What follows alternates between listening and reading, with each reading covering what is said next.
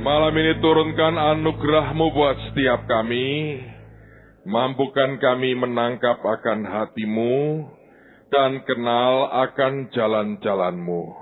Terima kasih Tuhan yang baik, yang menyertai kami dan tidak pernah meninggalkan kami. Urapi kami roh hikmat, wahyu dan pengertian yang cengkeram dan kuasai kami, sehingga anak-anak-Mu mengerti apa yang Tuhan mau. Dalam nama Tuhan Yesus, semua kita berkata, amin. Silakan duduk, saudara. Alright. Saudara sekalian, saya tadi di Ungaran, saya bicara tentang kasih karunia, tentang anugerah, tentang kemurahan Tuhan dalam kehidupan kita. Nah, malam hari ini, untuk saudara yang tadi pagi tidak mengikuti, saya mau jelaskan sedikit secara global dan kemudian kita akan bergerak lebih jauh lagi. Coba buka bersama dengan saya dalam Efesus pasal yang kedua. Siapa yang hadir waktu kebaktian minggu pagi kemarin dengan Peter Youngren? Coba angkat, lambaikan tangan saudara. Oke. Saya mau tanya, saudara, apakah Anda betul-betul ngerti tidak yang dimaksudkan dengan pelajaran itu? Saya mau tanya, siapa yang berkata, saya nggak terlalu ngerti sebetulnya aplikasinya. Coba angkat tangan, jujur aja. Siapa yang berkata, saya ngerti banget Pak aplikasinya, angkat tangan. Yang lain ngapain sebetulnya? Saya mau coba membawa saudara pada pengertian yang lebih simpel untuk membuat Anda bisa mengaplikasikan dalam kehidupan Anda sehari-hari.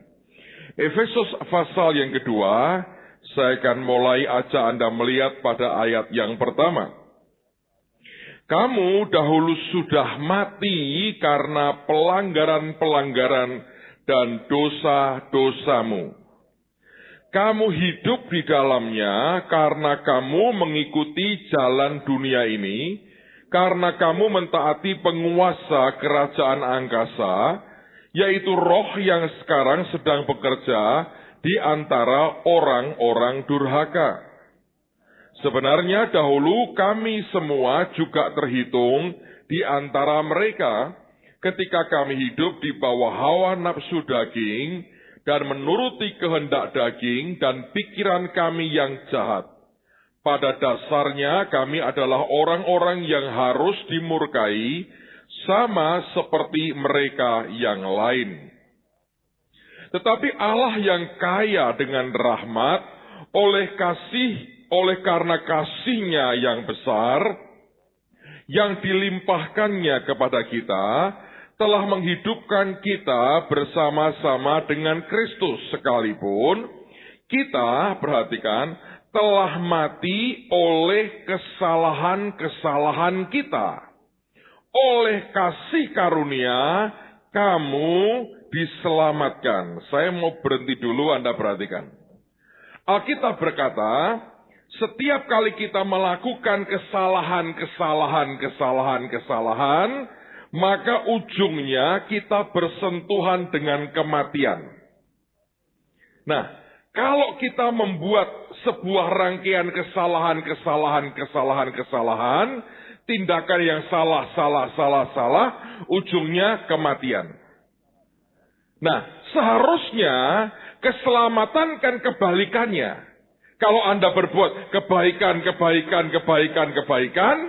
baru engkau terima kehidupan. Tapi nggak begitu. Aneh toh? Anda buat kesalahan, kematian. Tapi untuk Anda diselamatkan, itu pemberian. Ngerti saudara? Nah, itu kasih karunia. Loh, kok bisa pemberian Pak? Sebab itu dibayar oleh Yesus. Kematian dan kebangkitan Yesus itu membayar yang seharusnya kita bayar.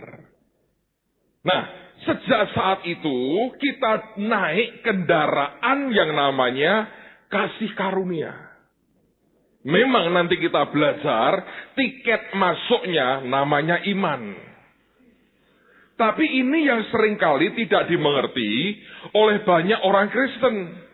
Kita berpikir segala yang membawa kepada keselamatan itu karena perbuatan kita. Kita harus berbuat sesuatu, baru kemudian kita mendapatkan keselamatan. Tapi Alkitab tidak berkata begitu. Saya ulang ya, Anda perhatikan pada ayat yang ke berapa tadi? Ke-5. Sekalipun kita telah mati oleh kesalahan-kesalahan kita, oleh kasih karunia kamu diselamatkan. Dan di dalam Kristus Yesus, Ia telah membangkitkan kita juga dan memberikan tempat bersama-sama dengan Dia di surga. Supaya pada masa yang akan datang, Ia menunjukkan kepada kita kekayaan kasih karunia-Nya yang melimpah-limpah sesuai dengan kebaikan-Nya terhadap kita dalam Kristus Yesus.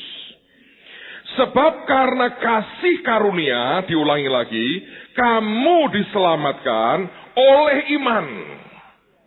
Jadi kendaraannya itu kasih karunia. Yang kita tunggangi itu namanya harusnya hidup dalam kasih karunia.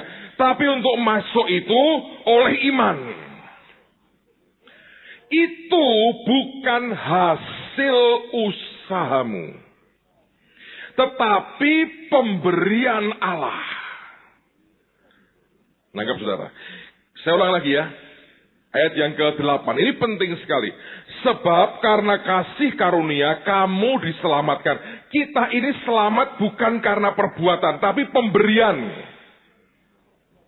Oleh iman. Kita percaya, diberi. Kita mau, diberi.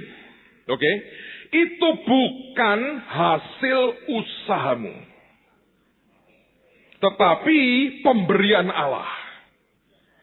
Tidak ada kaitan dengan usaha kita. Tindakan perbuatan kita tidak ada kaitannya. Itu murni pemberian. Itu bukan hasil pekerjaan. Bukan hasil pekerjaanmu. Bukan itu karena hasil usahamu. Bukan hasil pekerjaanmu. Jangan ada orang yang memegahkan diri. Karena kita ini buatan Allah, diciptakan dalam Kristus Yesus untuk melakukan pekerjaan baik yang dipersiapkan Allah sebelumnya. Ia mau supaya kita hidup di dalamnya. Nah, sekarang saya mau ajak Anda melihat akan kenyataan ini. Agama mengajar begini. Untuk mencapai tingkatan tertentu, keselamatan, harus ini, harus ini, harus ini, harus ini, harus ini. Kerjakan ini, maka mudah-mudahan Anda selamat. Di dalam Yesus, itu pemberian. Sudah dibayar oleh Yesus semuanya. Dia sediakan kasih karunia. Bagian kita tinggal berkata, amin, aku percaya. Sudah. Nah, untuk orang jadi orang Kristen dan diselamatkan, cuma berkata, aku terima Tuhan. Lalu kita masuk. Tetapi anehnya, setelah kita lahir baru, perjalanan kita ini kok dilengkapi, diwarnai dengan perbuatan, usaha. Nah, ini kan gak cocok, saudara. Orang gerbangnya namanya kasih karunia, mestinya juga masuk itu isinya apa? Kasih karunia, kasih karunia, kasih karunia, kasih karunia.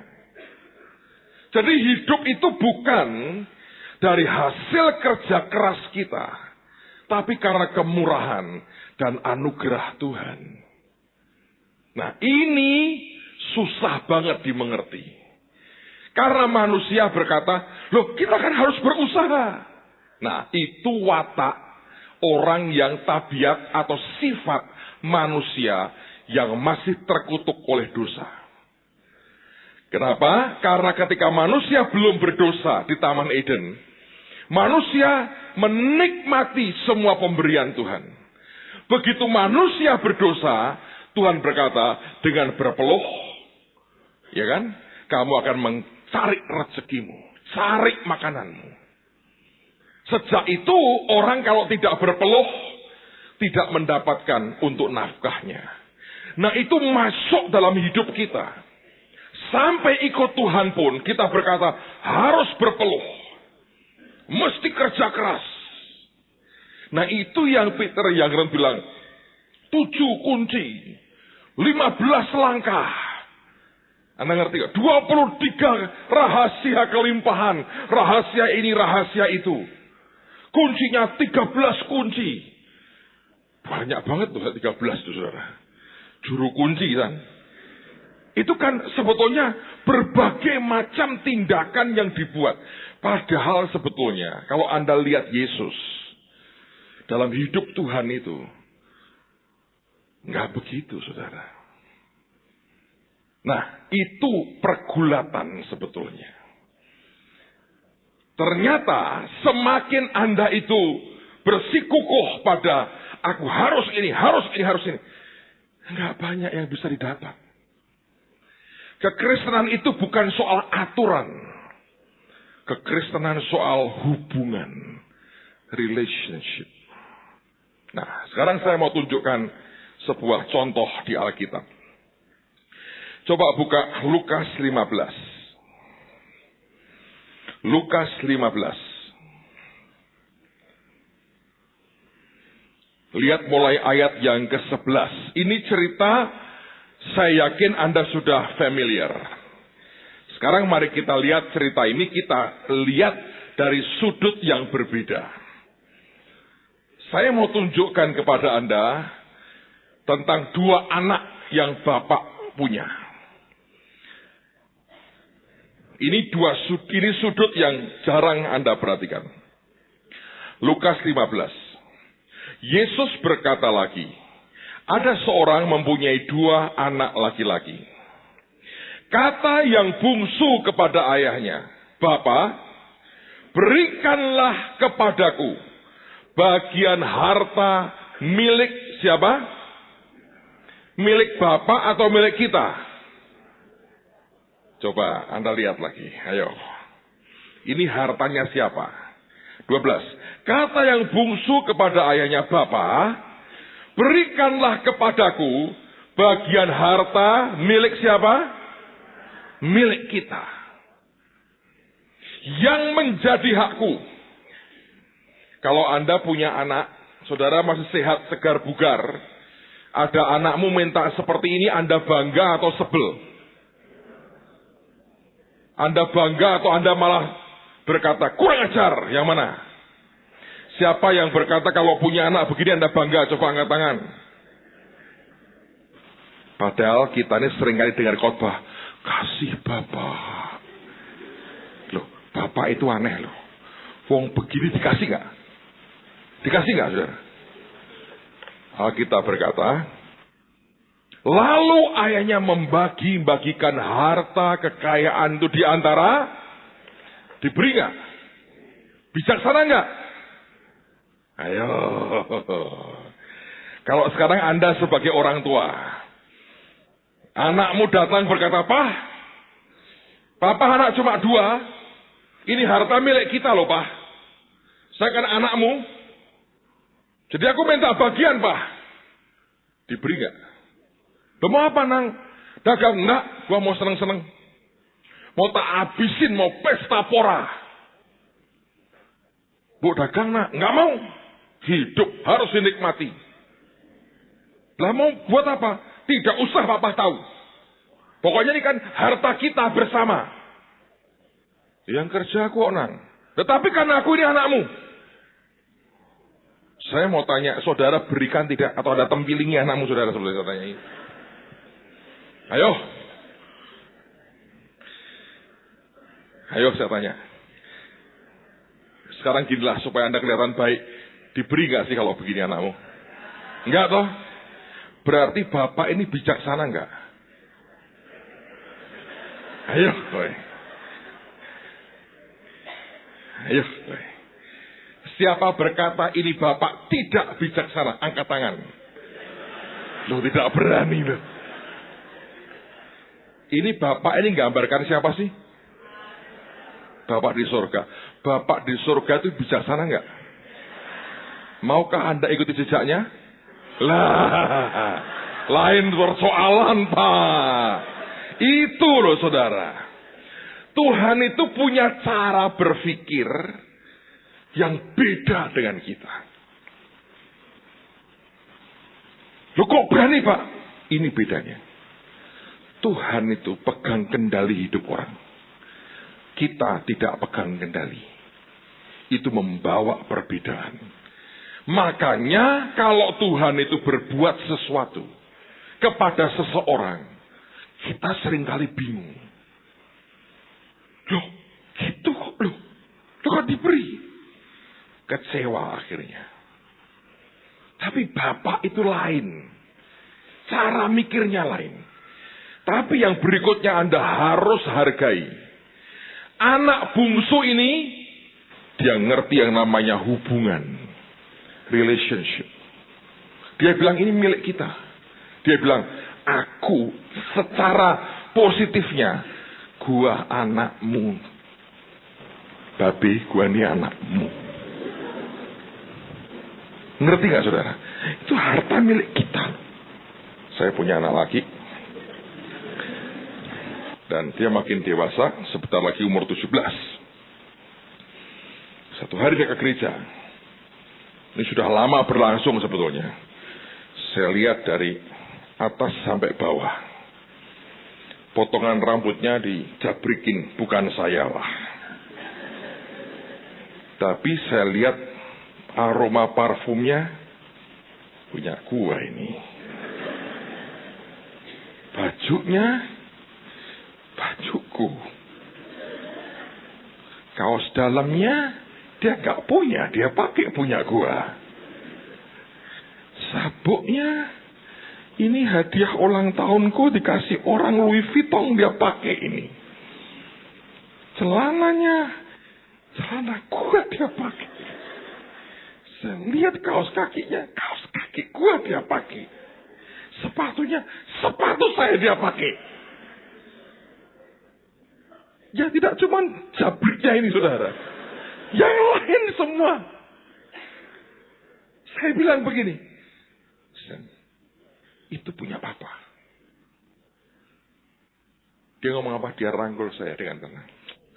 Milik bersama Pak. Papa juga boleh pakai baju saya. Ya, siapa yang mau? Dengan tenang, senyum. Milik bersama Pak. Punyamu, punyaku, punyaku, punyamu. Ya, lain mutunya. Saya sih belum seperti Bapak di surga. Yang baju sudahlah, saya hanya coba menghimbau. Tapi ketika dia buka satu lemari, saya bisa melotot berkata, no. Apa itu saudara? Dasi. Oh cincin? Oh, cincin apa lagi? Kalau dia mulai sentuh dasi saya bilang, Papa tuh pelit gini. Belum waktunya. Bapak di surga lebih baik dari saya. Lebih murah hati, lebih percaya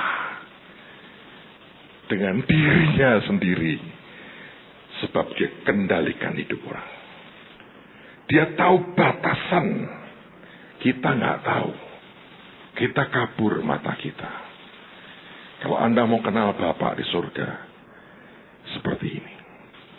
Banyak orang berkata, oh Tuhan, berikan ku kasih Bapak. Nggak kuat saudara kasih Bapak itu.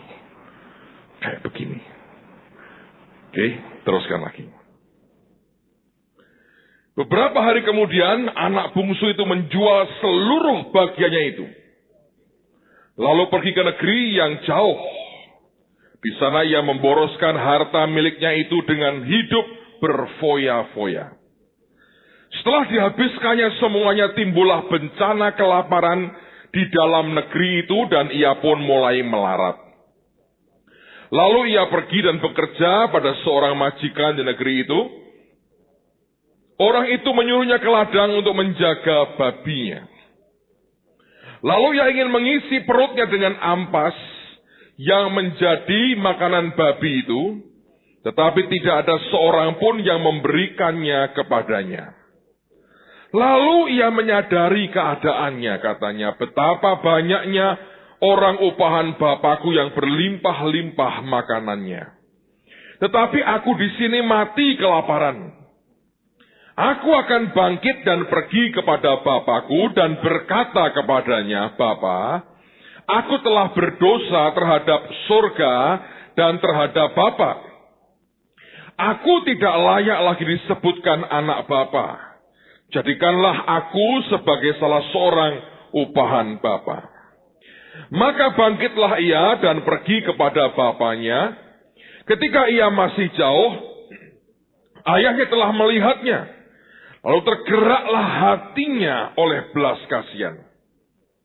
Ayahnya itu berlari mendapatkan dia lalu merangkul dan mencium dia. Kata anak itu kepadanya, Bapa, aku telah berdosa terhadap surga dan terhadap Bapa, aku tidak layak lagi disebutkan anak Bapa. Tetapi ayah itu berkata kepada hamba-hambanya, lekaslah bawa kemari jubah yang terbaik, pakaikanlah itu kepadanya dan kenakanlah cincin pada jarinya dan sepatu pada kakinya. Dan ambillah anak lembu tambun itu, sembelihlah dia dan marilah kita makan dan bersuka cita.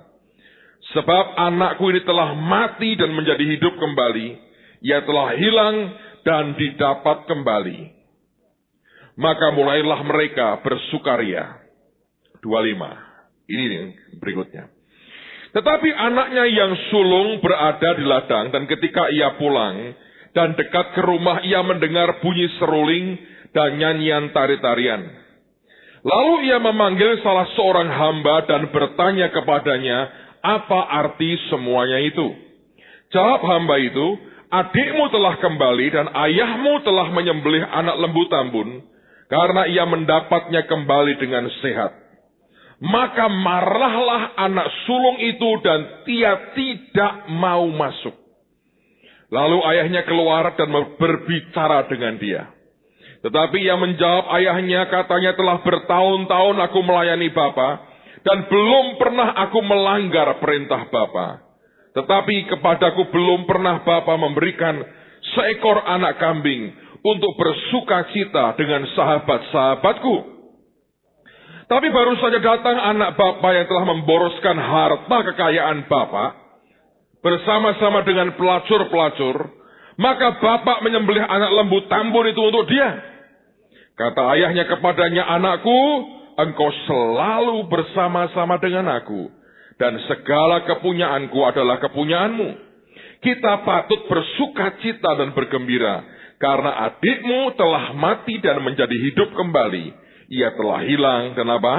Didapat kembali. Bedanya si sulung berkata itu harta kekayaan Bapa. Bungsu berkata itu harta kita. Saudara tahu problem dari si sulung ini?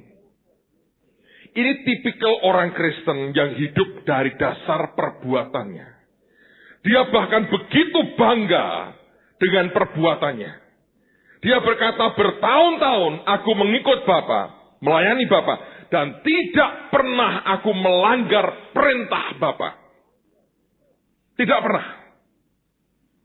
Tapi keinginan hatinya adalah bersenang-senang dengan saudara, dengan sahabat-sahabatnya.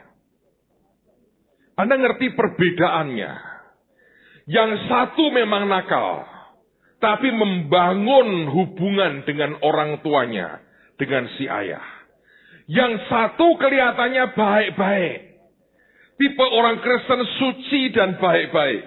Tapi tidak membangun hubungan apapun dengan bapaknya. Yang dia bangun hubungan kerja.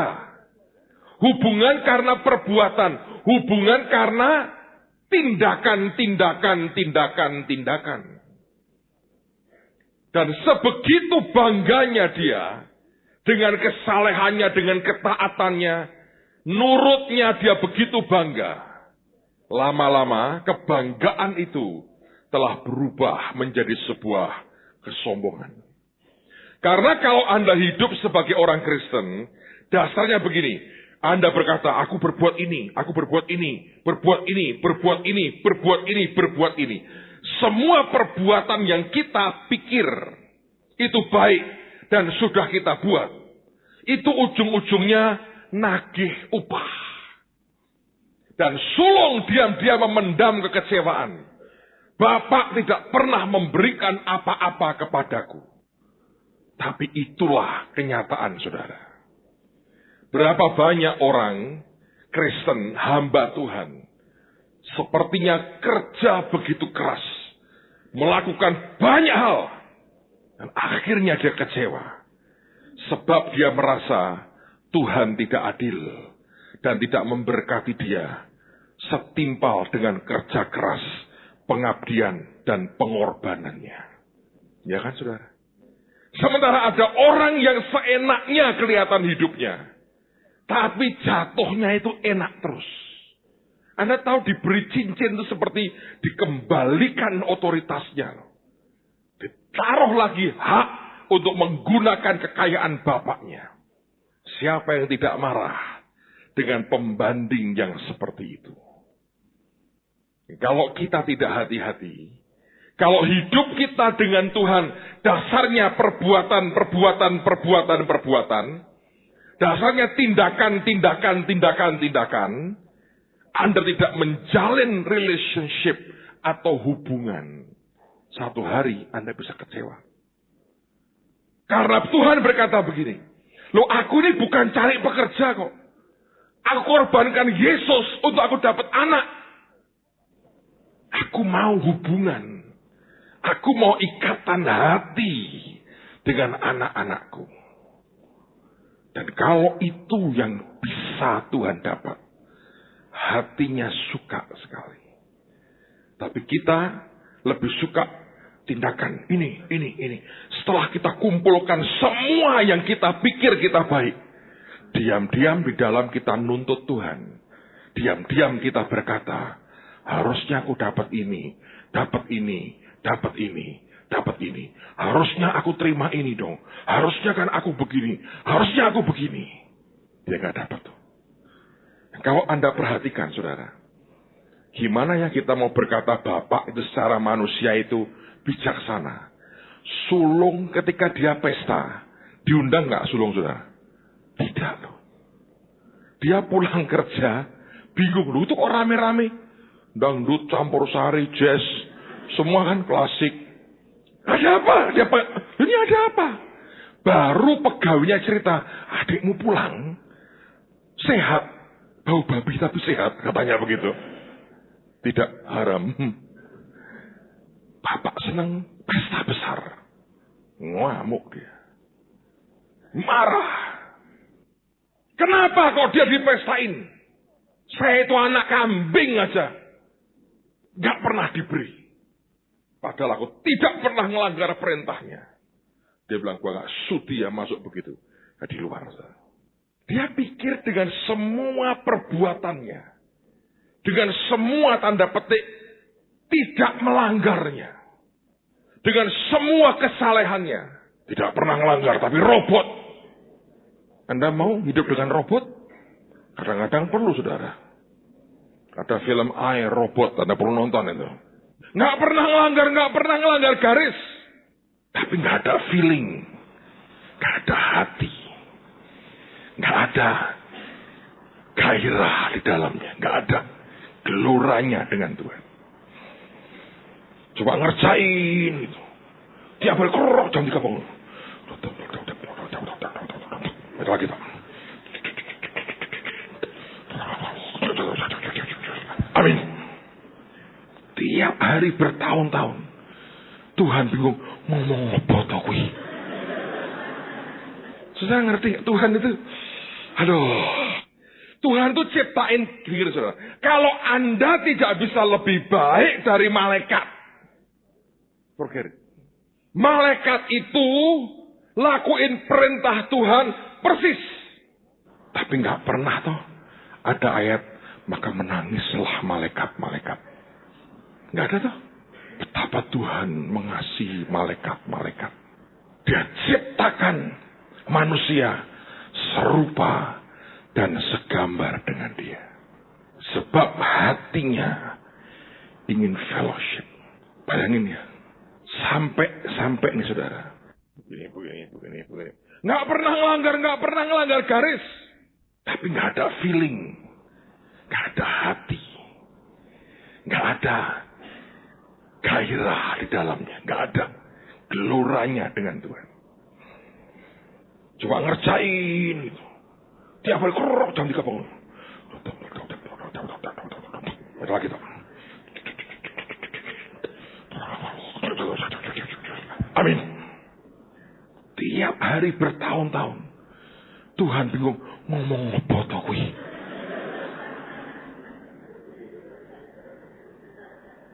Sudah ngerti Tuhan itu? Aduh. Tuhan itu ciptain diri saudara. Kalau Anda tidak bisa lebih baik dari malaikat, forget it. Malaikat itu lakuin perintah Tuhan persis. Tapi nggak pernah toh ada ayat maka menangislah malaikat-malaikat. Nggak ada toh. Betapa Tuhan mengasihi malaikat-malaikat. Dia ciptakan manusia serupa dan segambar dengan dia. Sebab hatinya ingin fellowship. Bayangin ya.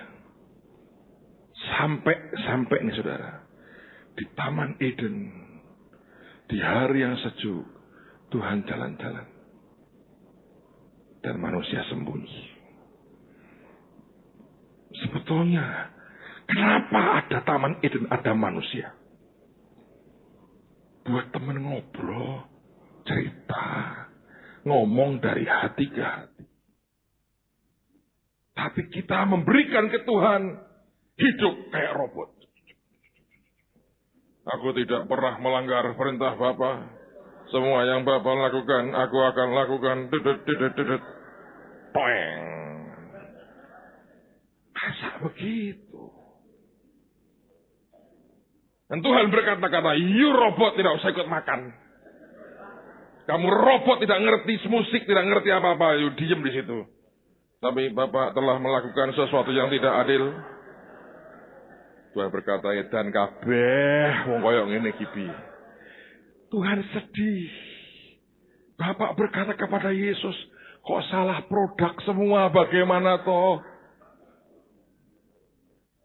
Ya memang kita semua memang orangnya kayak begini, tidur. Gimana? Robot. Bertahun-tahun aku melakukan perintah Bapak, tidak pernah aku melanggar perintah Bapak. Robot, saudara. So, kalau punya bayi mau tak ganti boneka? Kedip. Mau?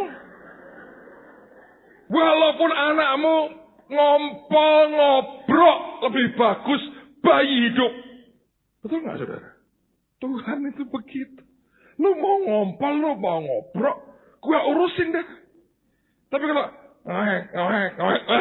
ini sudah suak baterainya. Robot pula saudara. Anda bisa ngerti. Robot itu mau didandani apa? Nggak bisa. Robot kok protes. Dari dulu kok saya warnanya podo. Lah emang dicat abang saudara. Dicat merah. Itu kenapa ganti-ganti? Karena itu anak bertumbuh. Ganti model, ganti. Tuhan berkata begitu. Tuhan itu ingin relationship. Bukan robot. Saya harap Anda nangkap. Nah, ketika dia dapatkan orang-orang yang cinta Tuhan, yang bukan robot, seneng. Karena ternyata sebagian besar ciptaannya salah produk. Roh agamawi itu menciptakan robot. Diprogram semua. Ada yang berkata, mau berkenan doa 6 jam. Wah, sing kuat sinten. Saya terus terang gak kuat. Bapak gak kuat? Tidak, gak kuat saya. 5 menit saya masih bertahan. Doa 6 jam. Jamur, saudara. Tapi robot kuat. Loh, saya tidak anti orang doa 6 jam. Anda bisa 24 jam, 28 jam. Kalau itu Anda berhubungan dengan Tuhan, dengan manis, Tuhan juga senang. Nah, tapi kalau robot, isinya ini daftar panjang, Tuhan bergeleng-geleng, yopo. Relationship ini menghasilkan sesuatu yang berbeda. Beda, saudara. Makanya kalau saudara tidak bisa nangkap ini, kita bingung. Kenapa Bapak begini? Sejujurnya seringkali saya lihat, dia suka dengan orang yang rada-rada liar begitu, tapi hidup. Dan berkata ini minimal anak hidup ini. Bukan robot. Tapi kita ini seringkali berpikir, ikut Tuhan, harus begini, harus begini, harus begini, harus begini. Tuhan bilang, buat apa? Dia bilang, aku mau relationship. Aku mau sebuah hubungan. Saya teringat tahun 92, saudara. Itu tahun yang mengubah hidup saya. Saya diajak teman ke KKR-nya Benny Hinn. Wah, saya lihat hadirat Tuhan itu luar biasa. Saya persingkat aja ceritanya. Jam 1 siang saya sudah masuk ke gedung itu. Lewat jalan belakang. Kornya latihan jam 3 kali, saudara. Saya dengan teman saya, pendeta Indonesia di Toronto waktu itu, Kanada. Baru 1 lagu latihan loh. Ini mata saya lihat kayak liquid turun. Pas kena, gak tahan, saya nangis kayak anak kecil. Kosong loh, gornya masih kosong. Nangis kayak anak kecil. 2 hari kebaktian dilawat Tuhan luar biasa. Selesai malamnya saya hampir gak bisa tidur. Saya bergumul terus saya bilang, Tuhan, kok bisa ya orang kau pakai begitu rupa? Kok bisa ya hadirat Tuhan begitu hebat? Dan Tuhan berkata, Dia orang yang tahu bagaimana menyenangkan hatiku. Kalau engkau belajar bagaimana menyenangkan hati Tuhan, aku juga akan turun kerja dalam hidupmu dan lewat hidupmu. Saya pulang ke Indonesia, teman-teman saya tanya, dapat oleh-oleh apa dari Benny Hinn? Saya bilang, menyenangkan hati Tuhan. Saya diketawain. Mereka berkata, kalau cuma itu ya kami sudah tahu toh. Kenapa harus sampai ke Benny Hinn? Tapi 2 hari kemudian, hari Kamis itu, kita ada acara doa malam di gedung ini, saudara. Ini masih kacau balau. Kami buat kayak partisi. Di situ, di belakang itu, di bawah balkon, kotak kecil. Dan Tuhan berkata, dari pagi kamu puasa hari ini. Saya masuk kamar, saya doa, saya puasa hari itu. Jam 5 sore Tuhan berkata, kunci kamarmu sendiri dengan aku. Saya duduk dekat dengan tembok di kamar saya. Kecil kamarnya waktu itu. Saya nyanyi 1 lagu. Belum itu selesai, saya kaget sekali. Itu lampu cahaya di kamar saya berubah, saudara. Dan saya lihat 1 figur di depan saya berkilauan luar biasa. Dan tiba-tiba seperti tulang saya ini hilang semua. Lemes nyandar di tembok. Saya bilang, Tuhan kalau lebih kuat dari ini, mati saya pasti. Dan di situ Tuhan mulai bicara. Dia berkata, aku Tuhan yang punya perasaan, punya selera, dan punya kehendak. Tidak semua yang baik yang kamu buat itu sesuai dengan keinginan hatiku. Dia berkata, belajar nak, meraba hati Bapamu dan beri yang dia mau. Nanti aku akan turun dan kerja dalam hidupmu. Dan dia hilang, saudara. Tapi suara itu masih terdengar di hati saya. Dia berkata, nanti malam dalam acara doa malam, jangan berikan mikrofon kepada siapapun. Pimpin dari awal sampai akhir, pimpin sendiri. Waduh, hati saya bahagia banget, saudara. Anda tahu, ketika dia ngomong begitu, ada yang kayak pecah di kepala saya. Dan detik itu saya sadar bahwa Tuhan Roh Kudus itu, Allah Bapa, Allah Putra, Roh Kudus, itu pribadi ternyata. Itu bukan zat, bukan benda, pribadi. Dan kalau itu pribadi, dia punya perasaan, punya selera, punya kehendak. Anda harus bersikap, berperilaku seperti Anda ketemu dengan satu pribadi yang Anda harus senangkan hatinya, yang punya selera, punya taste. Anda mesti bisa ngerti itu. Kayak pecah di kepala saya. Pengertian itu sudah ada di otak saya. Tapi masuk sampai pengertian di sini, saya belum punya. Malam itu terjadi. Saya datang ke tempat ini, masih berantakan semua tahun itu. Kami baru beli. Dan kemudian saya cerita dengan teman-teman apa yang saya lihat. Lalu saya nggak tahu apa yang terjadi yang di pikiran mereka. Semua mereka diam. Mereka berpikir ini orang ikut-ikutan Benny Hinn paling-paling. Ini kena pengaruhnya Benny Hinn lah. Tapi malam itu kami mulai nyembah Tuhan. Dan Tuhan beritahu saya lagu demi lagu yang dia suka. Anda tahu seringkali orang mimpin pujian itu tidak peduli dengan perasaan Tuhan. Contoh begini, saudara. Saya kan sering keluar kota. Orang yang mengasihi saya, ingin menjamu saya akan bertanya, Pak, mau makan di mana? Kata teman saya Kevin, kalau saya tanya, Pak, mau makan di mana? Kalau saya berkata, aku seperti imam hari ini, ingin memberikan korban bakaran, dia happy. Kalau saya bilang, saya mau soto dalam nama saudara. Sudah seminggu di Semarang dan Kudus dibaptis dalam nama soto, rawon, dan nasi gandul, mabuk dia. Ini orang Malaysia jadi tidak bisa makan soto, harap dimaafkan saudara. Soto Jepang pun dia nggak bisa, kebangetan banget. Jadi dia tanya dengan saya, Pak mau makan di mana? Apa yang saya bilang, walaupun saya tahu kadang-kadang dia ya Bapak mengecewakanku mungkin, tapi dia tetap beri apa yang saya kepingin. Right? Dengan manusia, orang bersikap seperti itu. Ketika kita memberikan pujian ke Tuhan, penyembahan, kan mestinya yang dia suka, ya kan? Tapi kita nggak peduli. Lagunya yang lagi enak, lagu ini kita beri aja. Pokoknya harus begini caranya. Tidak peduli lu suka nggak suka, lu terima lu katanya. Itu kan robot, saudara. Mana perasaanmu? Dengan Tuhan, no.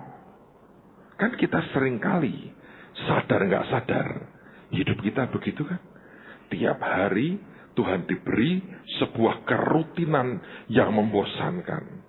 Tanpa feeling, tanpa perasaan, tanpa gelora, tanpa cinta, tanpa apapun dari hati kita.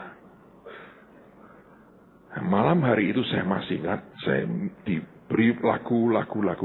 Terus Tuhan ngomong begini. Sebelumnya dia ngomong gini. Pada waktu nanti aku suruh kamu naikkan lagu urapan baru. Suruh anakku berdiri nyembah aku akan lawat mereka. Saya cerita semua ke teman-teman saya. Nah, di saat tertentu dia ngomong, sekarang waktunya doa syafaat. Sungkan saya sebagai manusia tetap keluar. Makanya Anda harus mengerti, orang boleh mengalami ketemu Tuhan. Proses dalam hidup tetap harus jalan, saudara. Tidak bisa sekejap langsung berubah jadi baik gara-gara ketemu Tuhan. Enggak. Tetap proses harus jalan. Nah, pada waktu itu apa yang terjadi? Saya itu sungkan. Dari awal saya monopoli sendiri. Saya berikan mikrofon, saya kira pada teman. Entah apa yang di pikiran dia berkata, mari kita berdiri, saudara. Kita naikkan lagu urapan baru. Saya pikir dia disuruh Tuhan. Dia makin nyanyi. Hadirat atmosfernya makin drop.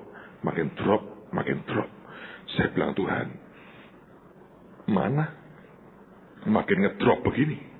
Dan dia berkata, siapa yang suruh berikan mikrofon itu kepada orang lain?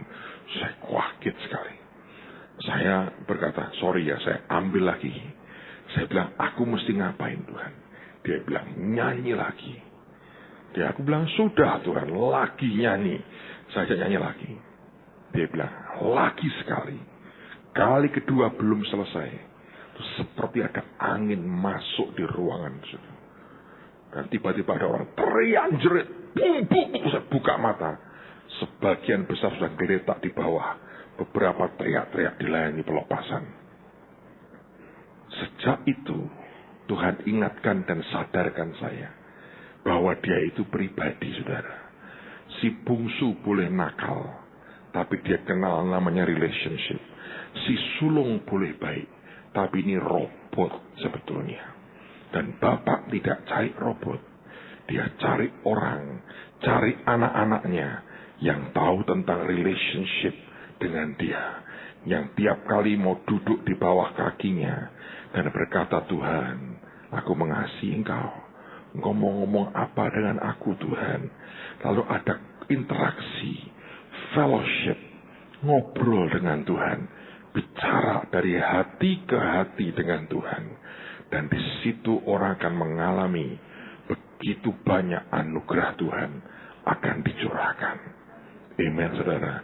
Kalau engkau bawa hatimu seperti itu dan mengizinkan Tuhan terus didik saudara, saudara akan bisa mengalami ada sesuatu yang berbeda keluar di sini. Kemarin kita buat KKR Anak Raja hari Minggu. Saya